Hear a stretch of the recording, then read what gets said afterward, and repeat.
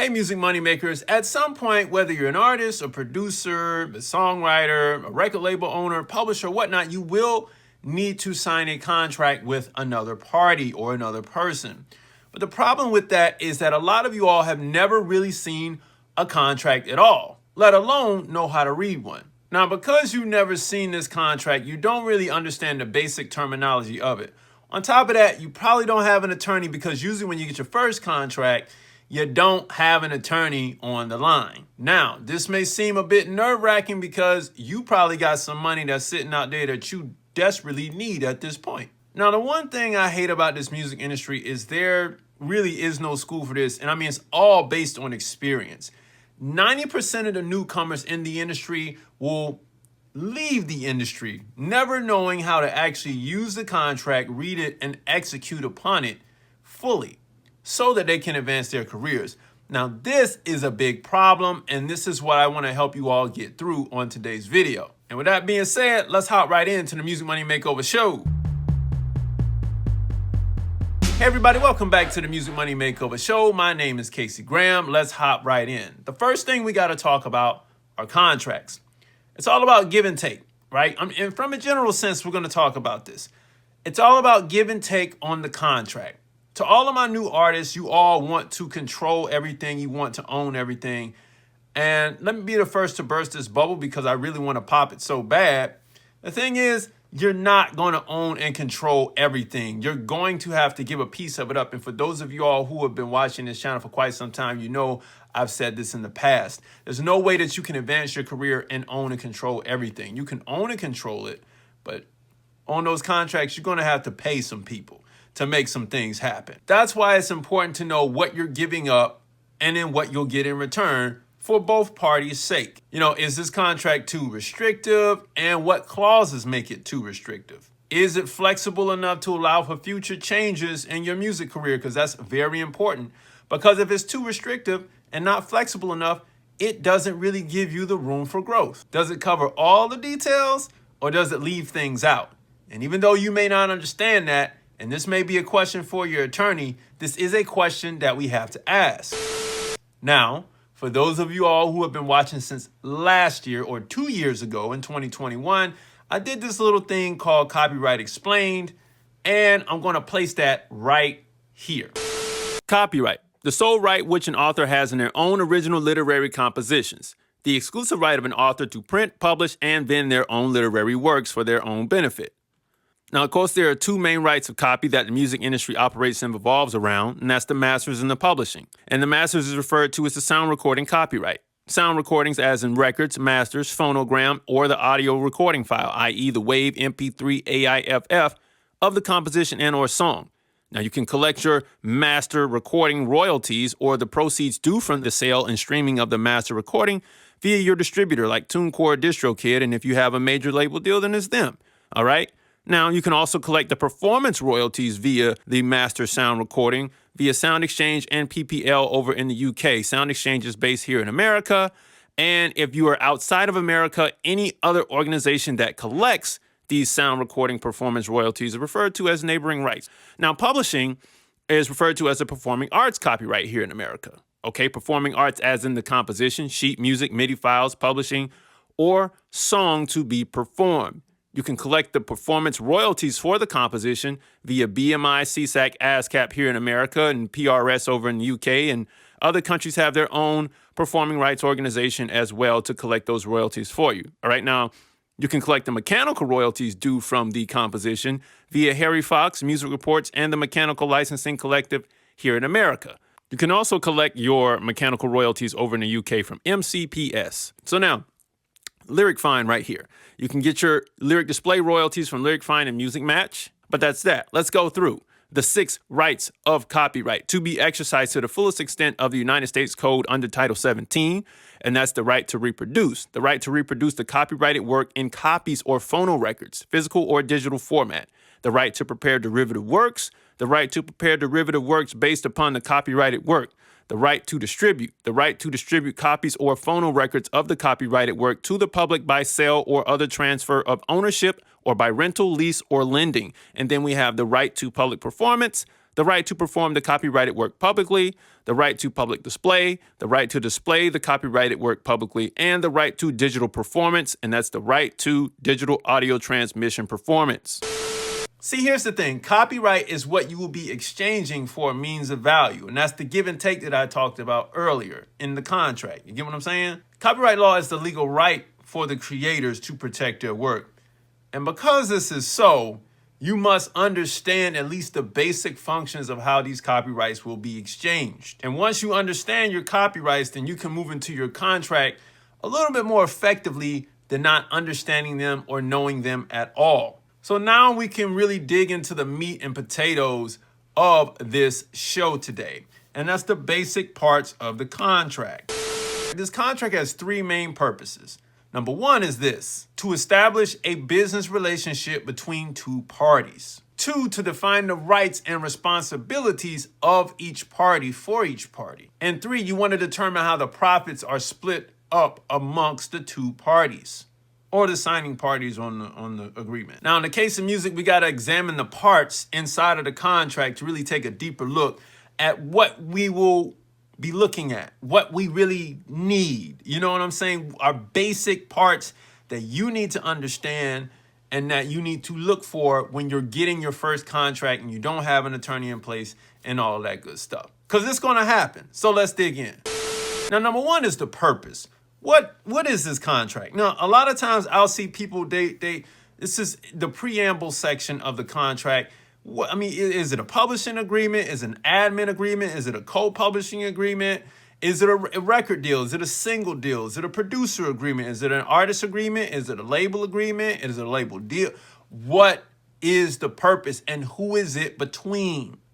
We got to figure out that purpose. And a lot of people who are just pulling contracts off Google don't have the proper preamble section at the top to really know who is it between and what is it for. That has to be first.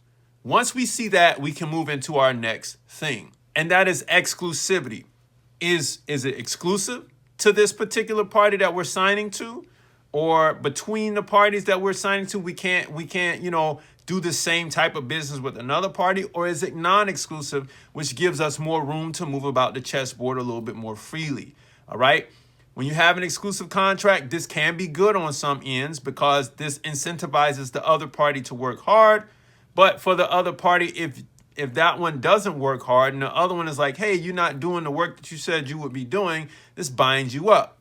If it's non-exclusive, it doesn't really give you too much incentive to work hard. So therefore, you can move about the chessboard freely, which makes more work for the other party who has to go find another person so they can get into another agreement. You get what I'm saying? And it has to be non-exclusive to match.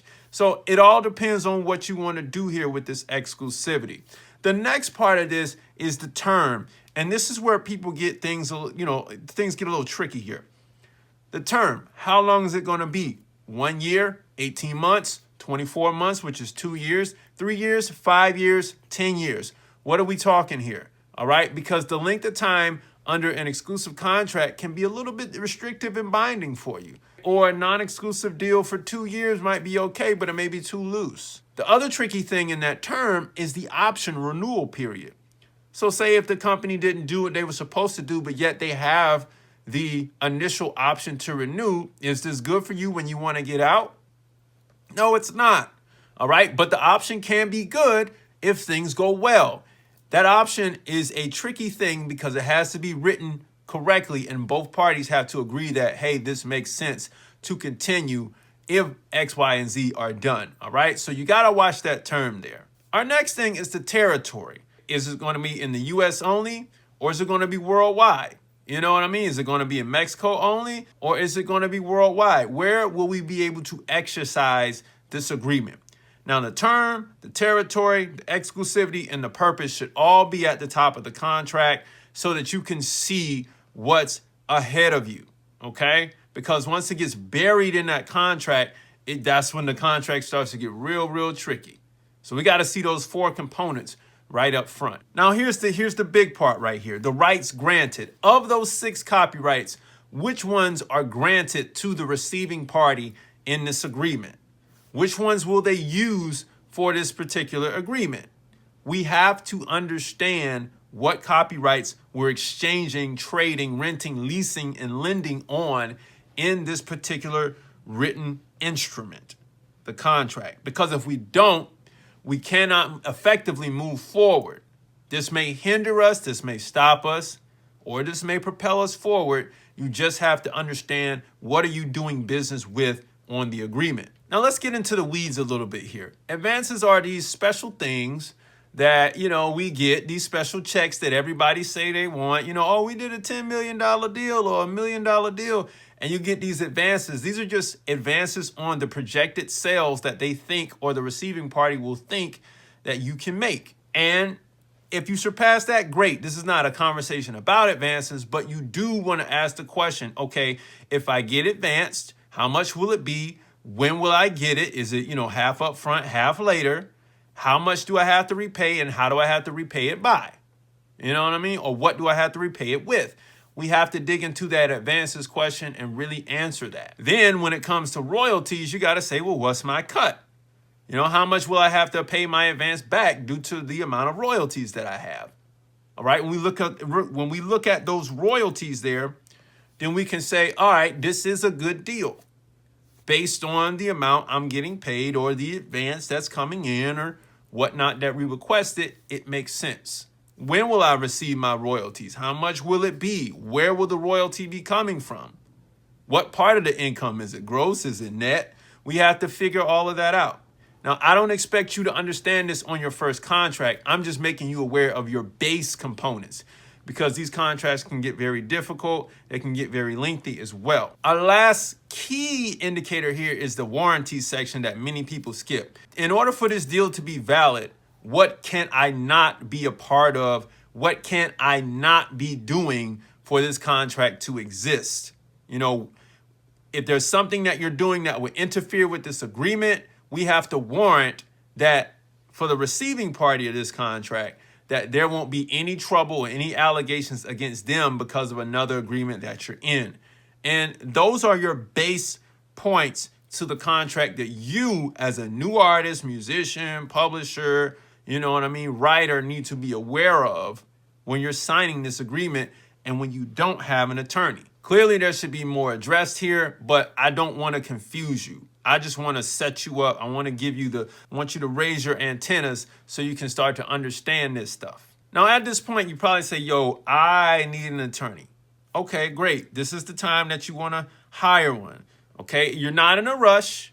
We're not in a rush to sign this deal. We just need somebody to look over this stuff for us, because if there's a lot of money involved, or if the contract is too complex and lengthy, you know what I mean? Or it just seems a little iffy. Maybe you don't like the receiving party or whatever, or you just, it's like, I just want to be sure I'm not getting screwed. That's when you want to hire an attorney. You get what I'm saying? I recommend hire an attorney for any amounts, really, I'm going to say any amounts over $2,000 when it comes to money.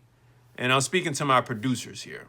You get what I mean? Especially when it's going somewhere, like on a decent album. You should also hire an attorney if there's been any disputes over payment after signing a contract or things like that, or someone's in breach of a contract. You need to hire an attorney there, and I'm going to speak on breaching in a minute. Well, hey, look, Casey, this has been great, but how do I really find this attorney? Well, I've said it on this channel before. LinkedIn, online listings, music industry mixers, and functions like ASCAP, BMI, the Recording Academy, and those organizations like that have stuff going on. You can find those attorneys. Well, can I do this myself without an attorney? Well, I'm going to say this. Yeah, you can do it without an attorney. No problem. You just better know what you're signing. And when you do sign it, keep a copy to hand off to your attorney so they can have these records on file, in your file, for your behalf. Or what if I already signed this agreement and I'm having second thoughts? Good question. Well, you need to hire your attorney, or you need to speak with your already hired attorney, right? And tell them, hey, look, I signed this agreement, but I don't necessarily like what's going on. Is there an exit for me to get out of?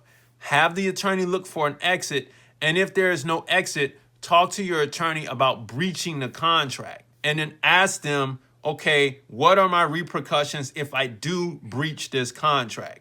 And then you have to make the decision, okay, if I'm gonna breach this contract, it may be a little bit expensive for me to do it, but at least I'll be out. And you gotta think of that thing like Kanye. You get what I'm saying? Gotcha. Gotcha.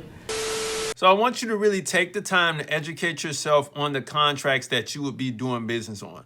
To all my producers, I recommend you really grab a producer contract and learn how to read it. All right? For my writers, you need the producer contract to learn how to read that thing, because that's usually how you get paid up front, is through the producer. Learn how to fill out a split sheet. You get what I'm saying? To my artists, learn how to read a basic record deal. I'm not telling you like learn how to read the record deal from Atlantic Records or whatever. I'm just saying a basic record deal. You can pull these things off of Google, read it, ask questions, get in the know of what's actually in a record deal, a 360 deal. Like, they're on the internet. Just pull them, read them. There's nothing wrong with that. Educate yourself on it. And then if you need me to take a look at what you got going on, you can always book a call with me on musicmoneymakeover.com. The links are down below. Do that. Now, because you laid your foundation already with the 60-day record label, that's great. I do want to say this. Now that you have a little bit of legal knowledge, just a little bit, you can move forward a little bit more comfortably with the foundation that you've already laid. Music Money Makers, if you make music, you should always make money. Visit musicmoneymakeover.com, book a call, download the 60-day record label, and I'll see you next time. Peace.